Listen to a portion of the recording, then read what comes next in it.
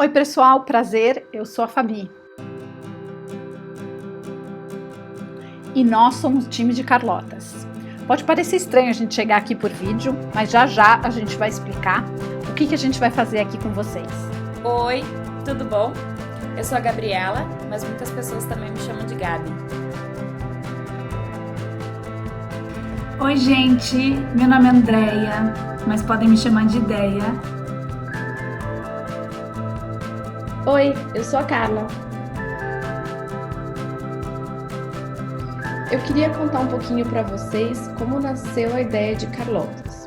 Para contar um pouco mais disso, eu prefiro passar um pouco pela minha própria trajetória. Eu sou uma pessoa que eu sempre gostei muito de desenhar, muito. Eu sempre desenhei. Eu sempre, durante momentos que não eram para desenhar, né? Então tá lá com a reunião com a família, eu pego uma caneta e pego um papel e estou desenhando, tá? Na sala de aula, eu vou lá e desenho, sabe? Não é o ideal, tem que prestar atenção no professor, mas às vezes eu desenho enquanto estou prestando atenção, né? Ou aquele básico que tá no telefone, desenhando, brincando com o papel. A caneta tá sempre no papel. E eu comecei assim, com caneta Bic mesmo, desenhando, brincando muito mais do que qualquer coisa, experimentando sem medo. E aí eu fui procurando novas mídias, né? Novas ferramentas de desenho. Então eu comecei a desenhar com aqueles canetões pretos. Aí eu lembro que teve um amigo meu, e ele sabia que eu desenhava, e ele me deu um case de giz de cera, que era dele, que ele não usava, era giz pastel, nunca tinha usado. Lápis de cor, eu fui evoluindo assim, no meu próprio tempo, sem nunca ter estudado isso, eu nunca fui ter uma aula de tinta acrílica. Eu sempre fui meio descobrindo eu mesma. E para isso, né, para você ter essa experiência de descobrir você mesmo, você tem que se livrar um pouco do medo de errar, né? Porque eu errava muito mais do que acertava. E sempre desenhando e sempre explorando novos materiais, eu fui começando a descobrir o meu próprio estilo. Durante muito tempo eu tentava reproduzir aquilo que eu via.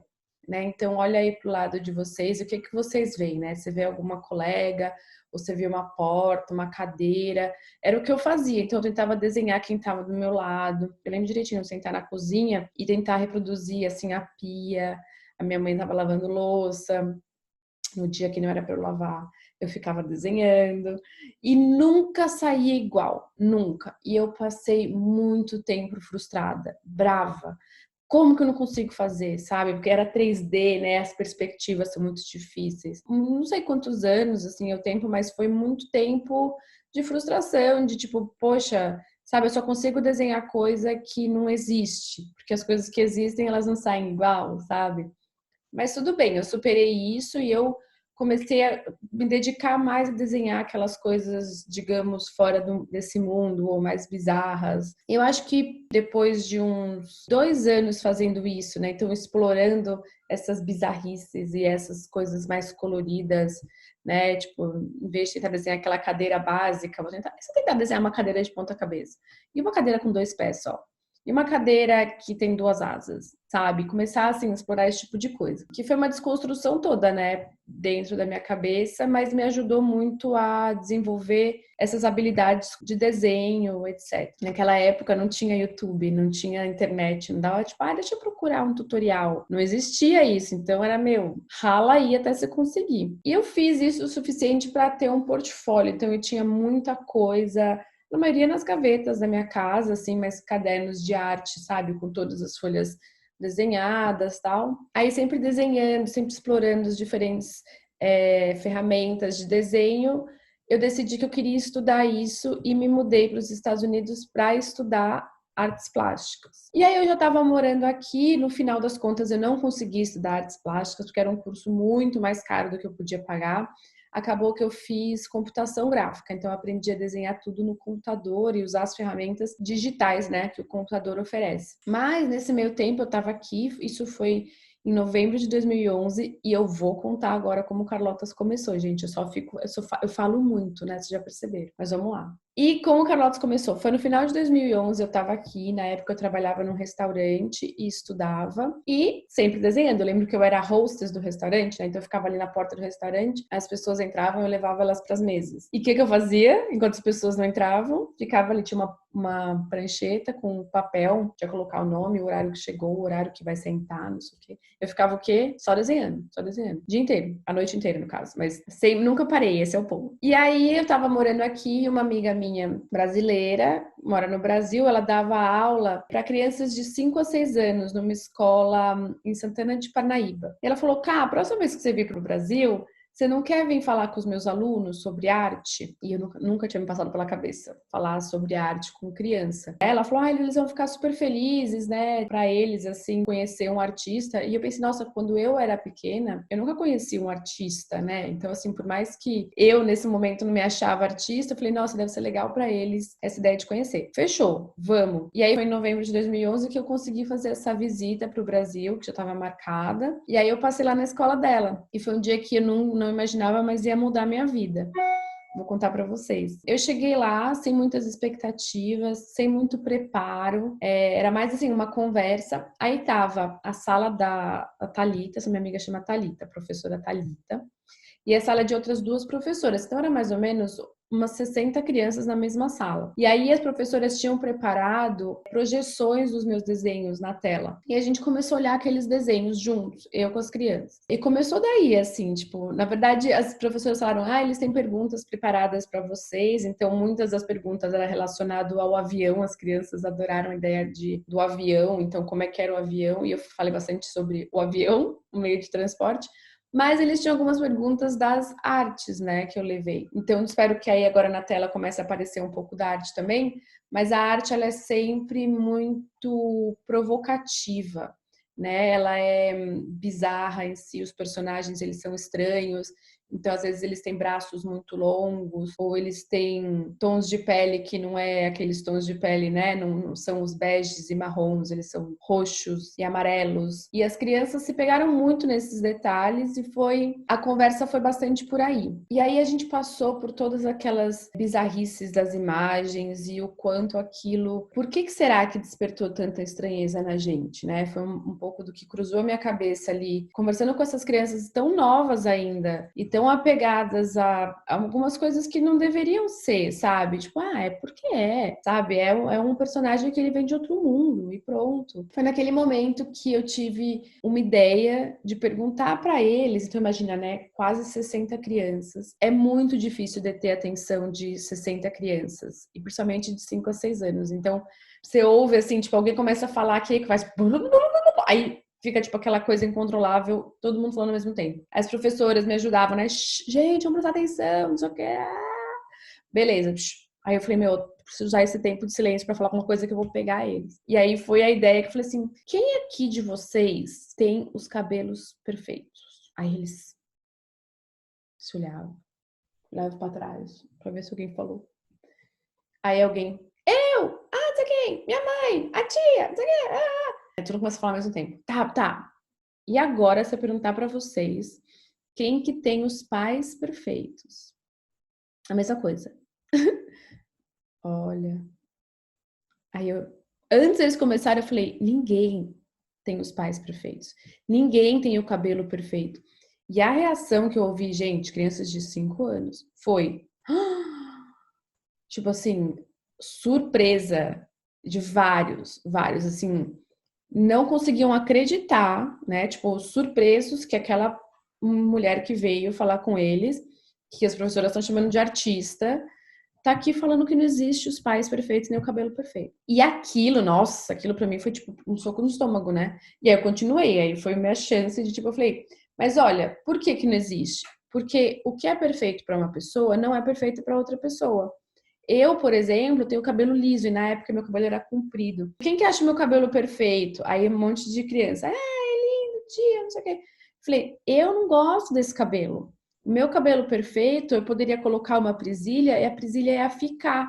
A presilha no meu cabelo escorrega para baixo, eu odeio. Eu queria um cabelo que a presilha ficasse aqui em cima, não sei o quê. E comecei a falar com crianças, mas desconstruir algumas coisas que pra gente é tão dada pra gente e a gente aceita aquilo, né, durante muito tempo. E aí foi isso, a gente teve essa conversa. Eu não lembro muito mais o que a gente conversou depois daquilo, mas depois a gente seguiu para a sala de artes. Então, lembrem, gente, eu nunca tinha ido numa escola, eu nunca tinha falado com crianças sobre arte, então foi tudo muito instintivo, sabe? Não estava preparada. Aí a gente foi para uma sala de artes, a gente misturou tinta, a gente conversou de como o azul misturado com o amarelo vira verde, e como que o vermelho e o rosa misturado com o azul vira roxo, e assim, como é difícil de prever algumas coisas, né, mas elas viram outras, e tá fora do nosso controle, né, e tudo bem. E a gente desenhou juntos, e foi muito engraçado essa parte, porque o desenhar, ele não é muito fácil, né?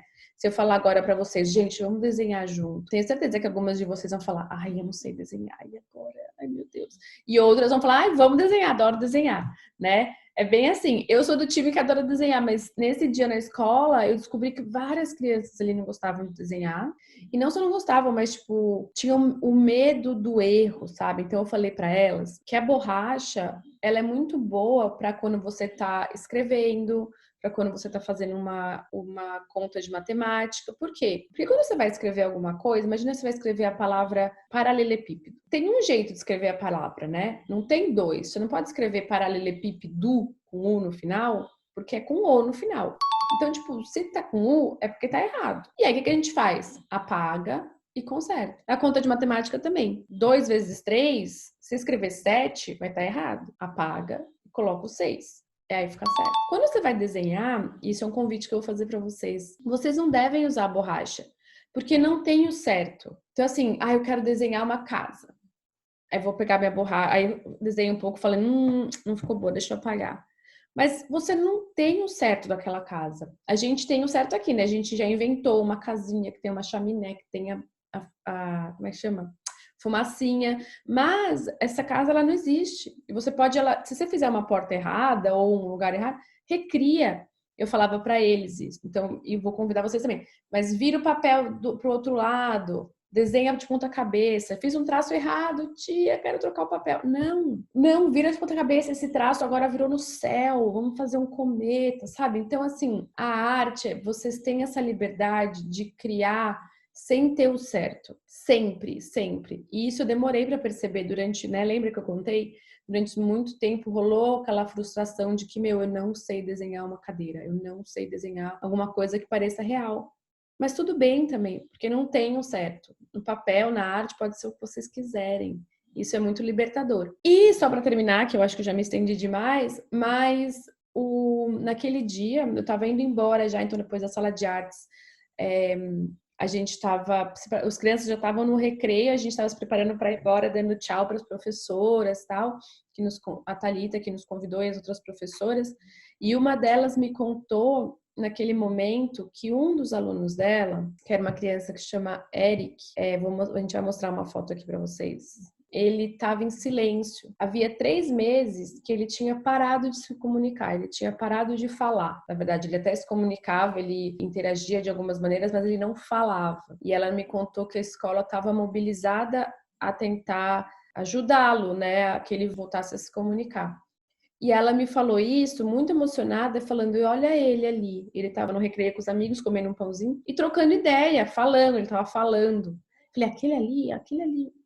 E aí eu me emocionei muito, obviamente, todo mundo se emocionou que estava ali. E eu saí daquilo com uma vontade muito grande de entender o que aconteceu ali e de fazer de novo, né? De não parar e de ajudar outras pessoas que estavam naquela situação. E aí eu saí e voltei para minha casa, eu já morava aqui nos Estados Unidos, então voltei para os Estados Unidos. E na época, a Fabiana, que vocês já conheceram aqui de Carlotas, ela foi a minha chefe num trabalho que eu tive. Então, até hoje, ela é minha chefe. E aí, eu liguei para ela e falei, Fabi, a gente precisa fazer alguma coisa a respeito disso. Aconteceu isso, aquilo, o que a gente faz? E ela falou, vem para minha casa agora. Ela morava nos Estados Unidos também. E vamos começar a criar alguma coisa. E aí, a gente, de um lugar muito intuitivo, instintivo, a gente começou a estudar. A gente começou a entender um pouco mais o que era aquilo, né? O que tocou aquela criança com tanta força. E agora eu vou deixar ela contar um pouquinho para vocês, porque senão eu falo até amanhã.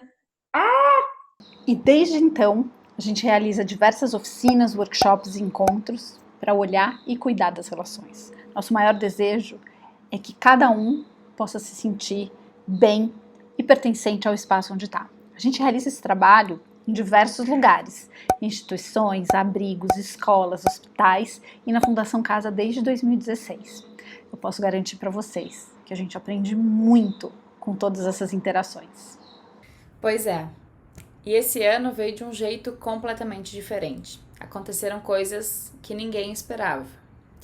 A gente precisou pensar muito bem dentro de Carlotas e do nosso time quais eram as mudanças que a gente ia precisar fazer para que a gente continuasse cuidando das nossas relações, para que a gente continuasse conversando com quem a gente adora conversar. E um dos maiores desafios desse ano foi a gente não poder estar aí presencialmente com vocês, que é uma das coisas que a gente mais gosta de fazer. A gente adora sentar junto, dialogar, trocar história, ouvir, conhecer, compartilhar ferramentas, compartilhar conhecimento e principalmente aprender com vocês. Mas a gente entendeu que mesmo com essa grande causa, né, que é o afastamento social, mesmo a gente não podendo estar aí presencialmente, a gente precisa continuar conversando. Esse assunto sobre a saúde emocional, que é o tema que a gente mais trabalha aí juntas, não podia deixar de acontecer. A gente precisa continuar conversando sobre isso, a gente precisa continuar aprendendo sobre isso. E para fazer isso, a gente se desafiou. Não é muito fácil para a gente gravar vídeos, mas a gente entendeu a importância de fazer isso nesse momento. Então a gente gravou 4 oficinas, cada uma sobre um tema diferente, para que a gente possa continuar dialogando, conversando e aprendendo. E ao final de cada vídeo, a gente vai propor uma atividade prática, né? Nada adianta a gente ficar só falando sobre os temas. A ideia é a gente também exercitar. Então, sejam muito bem-vindas nessa jornada. A gente está muito feliz de estar aqui e vamos juntas!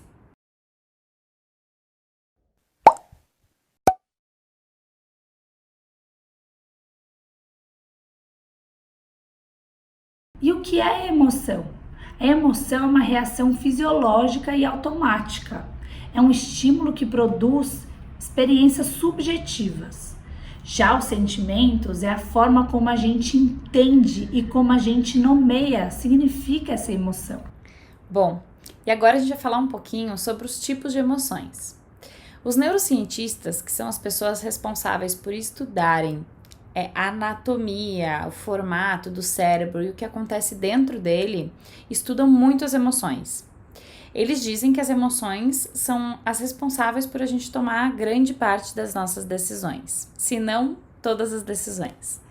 E eles dizem também que a gente tem, em média, de 6 emoções básicas. O que significam as emoções básicas? Significa que essas 6 emoções, todas as pessoas, em qualquer lugar do mundo, sentem ou são capazes de sentir essas emoções. Vocês com certeza já conhecem ou já sentiram elas, né? É a alegria, a raiva, a tristeza, o medo, o nojo e a surpresa. E aí, vocês podem me perguntar, ok, são emoções básicas, todas as pessoas sentem, mas eu me considero tão diferente das outras pessoas? Como assim todo mundo sente a mesma emoção? Pois é, o que eles estudaram é o seguinte: todos nós, enquanto seres humanos, sentimos essas emoções. E essas emoções disparam reações físicas no nosso corpo para a gente poder lidar com as situações do mundo. Já a Fabi vai falar um pouquinho sobre para que elas servem, cada uma dessas emoções. Mas antes disso, eu quero lembrar que mesmo a gente sendo tão diferente, nas emoções a gente é muito parecido. Pode ser que o que dispara uma emoção em mim seja muito diferente do que dispara uma emoção em você. Por exemplo, aquilo que me dá medo pode ser algo completamente diferente daquilo que gera medo em você. Mas ainda assim, medo é medo. Ainda assim, o medo faz com que a gente reaja ao mundo e tome determinados comportamentos. E a gente lá dentro sente um medo muito parecido. O que a gente faz com isso, como a gente se comporta, o significado que a gente dá para isso e o que dispara o medo é muito diferente. mas medo é medo. Se você costuma consumir algum tipo de história ou conversar sobre histórias, né? Se você leu algum livro, ou se já assistiu algum filme, ou escutou alguém contando uma história, vocês vão perceber que normalmente histórias são carregadas de emoções. E elas não trabalham só com essas emoções básicas. Na nossa vida, a gente sente muito além do que essas 6 emoções. Talvez eu pergunte para vocês e vocês consigam listar inúmeras emoções. É claro, porque conforme a gente vai crescendo, se desenvolvendo, a gente começa a perceber que as emoções são mais complexas do que isso. Elas vão muito além das emoções básicas. Vocês querem ver um exemplo? A gente vai passar algumas aqui para vocês darem uma olhada.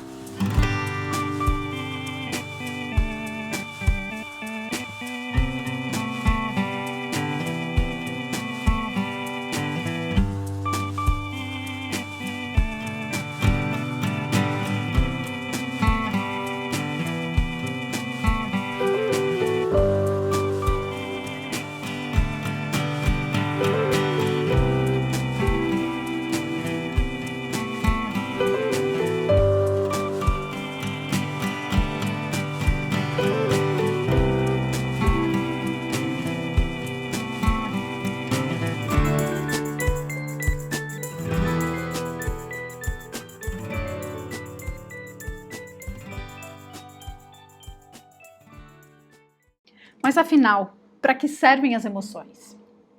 Algumas pessoas acreditavam antigamente que as emoções só atrapalhavam, que a gente tinha que ser mais racional do que emocional.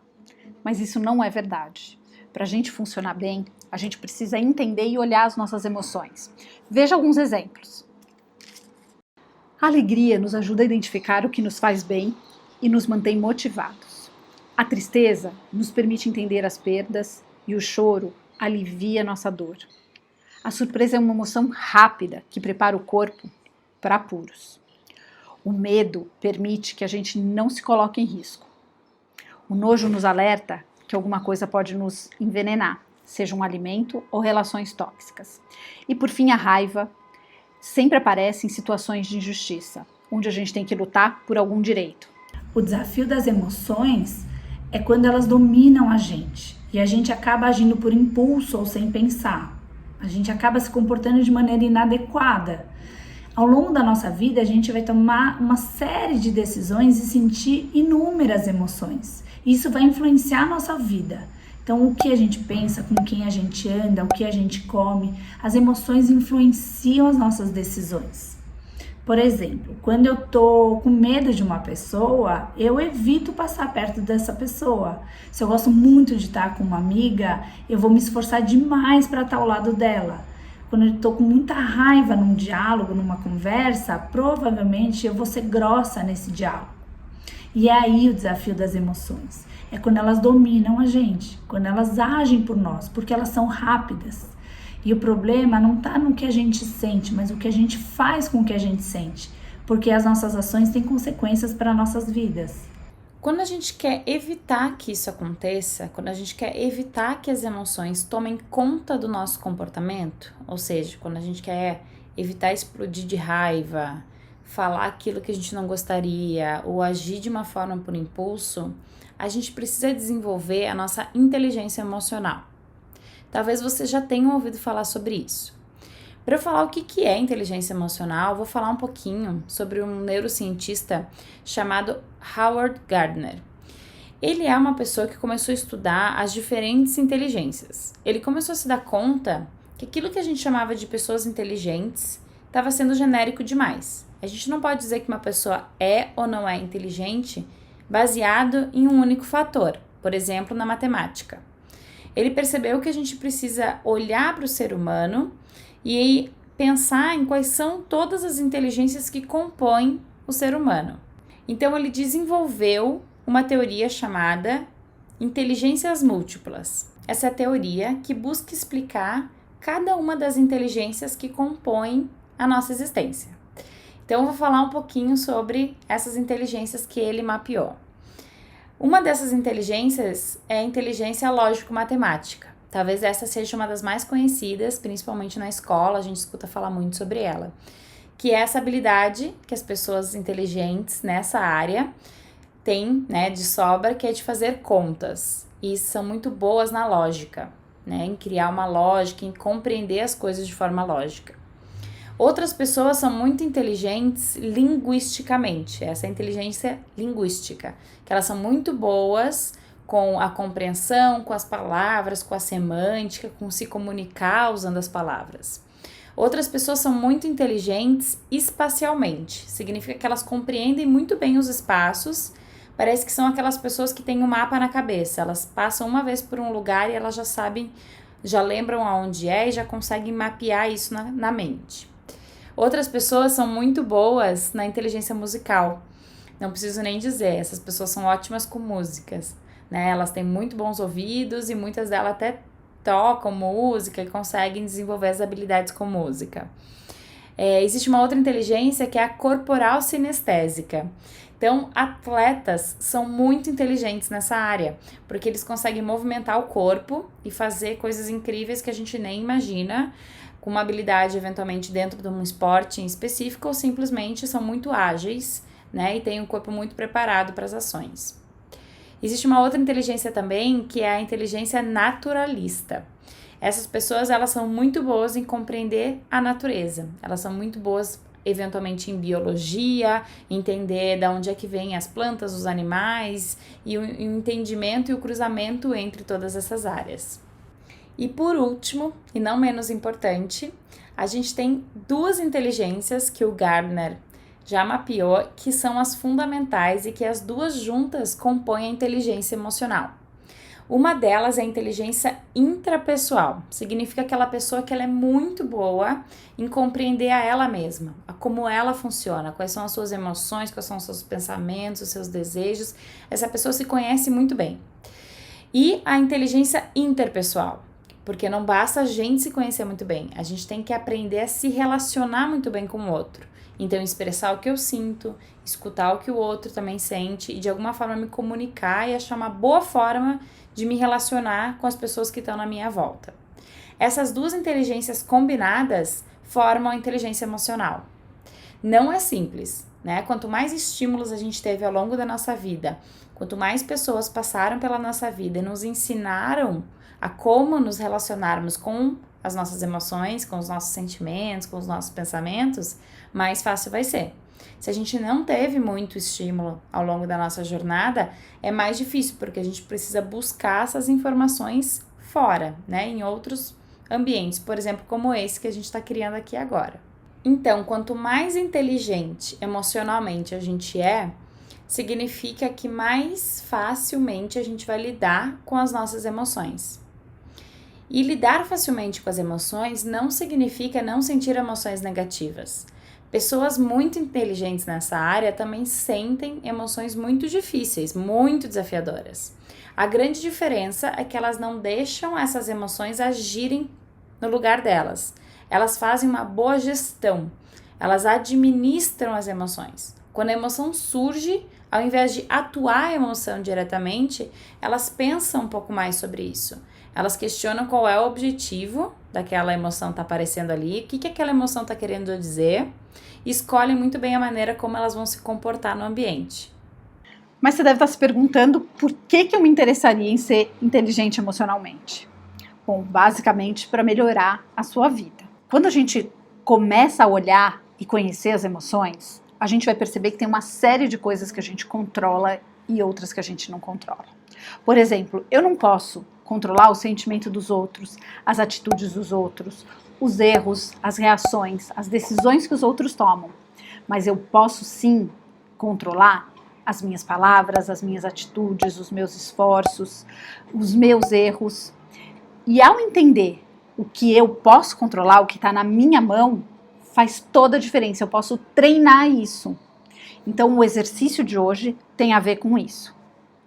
Eu não sei se isso já aconteceu com vocês, mas às vezes a gente percebe uma pessoa e a gente fica olhando assim, nossa, aquela pessoa parece muito calma, ela não sente as emoções, tudo é tão fácil para ela. E às vezes não é que tudo é tão fácil, mas talvez essa pessoa tenha aprendido a controlar um pouco mais esse mundo emocional. Talvez ela tenha aprendido ou tido a chance de aprender um pouco mais como lidar com isso. Então, esperar um pouquinho antes de agir, conversar com uma pessoa que ela confia, respirar, né? Beber uma água antes de dar uma resposta, controlar o corpo e a força física, porque quando a gente não consegue lidar muito bem com as emoções, elas, de alguma forma, encontram uma maneira de extravasar. Bom, já conversamos bastante aqui sobre o mundo emocional, como elas influenciam no nosso comportamento, como as emoções fazem com que a gente pense determinadas coisas. Mas uma coisa que a gente ainda não conversou aqui foi em relação às necessidades. Toda emoção tem por trás uma necessidade que a gente está tentando atender. Não é à toa que do nada eu me sinto com raiva. Tem algo no meu organismo, na minha história, dentro de mim, que está tentando se resolver. E é por isso que a gente sente o que a gente sente. Eu vou dar alguns exemplos aqui para vocês. A tristeza pode estar me avisando que eu preciso chorar. A solidão pode estar me lembrando que eu preciso de conexão. A vergonha pode estar me avisando de que eu preciso de autocompaixão. O ressentimento pode estar sinalizando que eu preciso perdoar alguém. O vazio pode estar me avisando que eu preciso fazer algo criativo, algo novo. A raiva pode estar me avisando que eu preciso revisitar os meus limites. A ansiedade pode estar sinalizando que eu preciso respirar. E o estresse pode estar me lembrando que eu preciso dar um passo de cada vez. Nós temos muitas necessidades emocionais e cada um de nós é diferente, né? Então, cada um de nós carrega uma história, então, logo, as nossas necessidades são muito diferentes. Mas se você tá aí se perguntando, nossa, mas eu não tenho muita clareza qual é a minha necessidade, a gente vai mostrar algumas delas aqui e pode ser que você se identifique com alguma.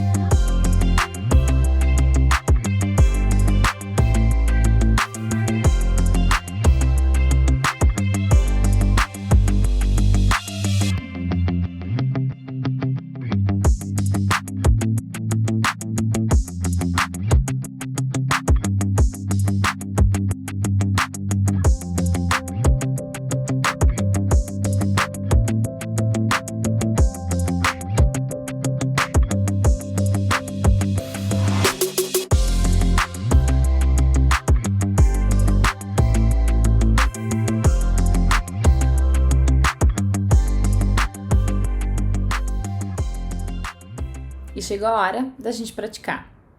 Primeira parte desse exercício vai ser identificar a emoção que você está sentindo agora. Mas ao invés de fazer isso só tentando encontrar um nome para ela, a gente vai passar aqui algumas imagens e a gente vai convidar você a observar bem atentamente essas imagens.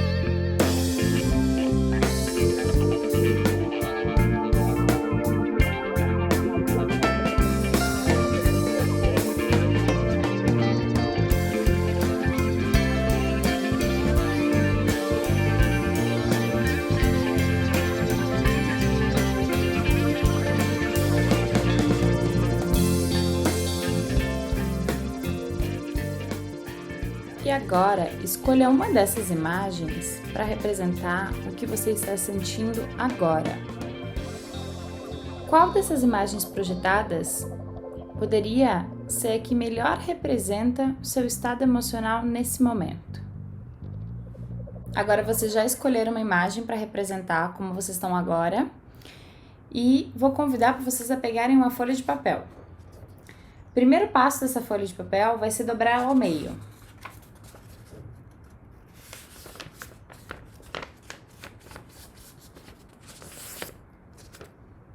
De forma que ela fique assim, tá vendo? Como se fosse um livro. Aqui na frente vai ser a capa. Nessa capa, eu vou convidar vocês a tentar descrever por que vocês escolheram aquela imagem. O que naquela imagem lembrou o teu mundo emocional e as emoções que você está sentindo agora. Você pode escrever uma poesia, uma letra de música ou simplesmente tentar explicar o porquê aquela imagem foi tão marcante para você nesse momento. A gente espera que tenha sido divertido encontrar a imagem, definir qual é a imagem que melhor representa o mundo emocional e que tenha sido, ao mesmo tempo, desafiador, mas interessante para vocês escreverem sobre essa imagem que vocês escolheram. E nem sempre é fácil colocar em palavras o nosso mundo emocional. Às vezes as imagens ajudam a representar até mais do que as palavras. Mas é importante a gente tentar descrever. Isso também aumenta a nossa inteligência emocional e ajuda a gente a se entender melhor. Agora a gente vai para uma segunda parte. A gente vai convidar vocês a abrirem, né, esse pequeno livro que vocês já começaram a fazer a capa. E na parte de dentro a gente vai convidar vocês a escreverem lista emocional. E aí vocês podem colocar vários quadradinhos, ou estrelinhas, ou triângulos, a forma geométrica que vocês quiserem. E do lado de cada um deles, a gente vai pedir para vocês listarem aquelas emoções que vocês mais sentem. Vocês, cada um de vocês é um universo diferente. Então não vai ter duas listas iguais aqui nesse grupo. Então tentem listar a maior quantidade de emoções e as emoções mais presentes ao longo da trajetória de vocês. Uma dica. A gente vai deixar aqui projetado uma lista com várias emoções, porque às vezes a gente precisa de inspiração para identificar aquilo que a gente mais sente. Então a gente vai deixar aqui uma lista com várias palavras para isso. E quando vocês terminarem essa lista, vocês leiam com calma a lista de vocês e selecionem 3 emoções. Essas 3 emoções vão ser as emoções mais presentes de todas. Se vocês pudessem adivinhar ou identificar quais são as 3 emoções que mais fazem parte da vida de vocês, quais seriam? E aí eu vou convidar vocês para assinalar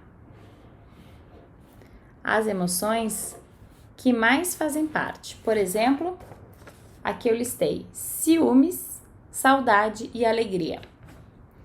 E assim que vocês identificarem essas 3, nessa outra parte que ficou em branco aqui do lado, vocês podem fazer uma moldura, algo para fazer uma decoração, e vocês vão tentar desenhar o que poderia configurar, o que poderia traduzir essas 3 emoções. Existe uma lembrança em torno dessas 3 emoções que vocês poderiam desenhar? Existe um lugar que vocês gostariam de estar que representa essas 3 emoções? Ou existe uma parte da memória de vocês que talvez vocês não gostariam, mas está lá e vocês gostariam de representar nessa imagem? Qual poderia ser o desenho que melhor representa essas 3 emoções? Quando vocês finalizarem essa parte, a gente gostaria de abrir um convite para vocês compartilharem entre vocês, entre o grupo, como foi essa construção. Mesmo que não queira compartilhar o resultado do que vocês construíram, mas para vocês falarem como foi. Vocês estavam acostumadas a falar sobre emoções? Teve alguma novidade? Alguma emoção que vocês nunca tinham ouvido falar? Ou vocês se surpreenderam com alguma ideia, algum pensamento de vocês mesmas? E muito obrigada por nos acompanharem até essa jornada. Um ótimo exercício e a gente se vê no próximo vídeo.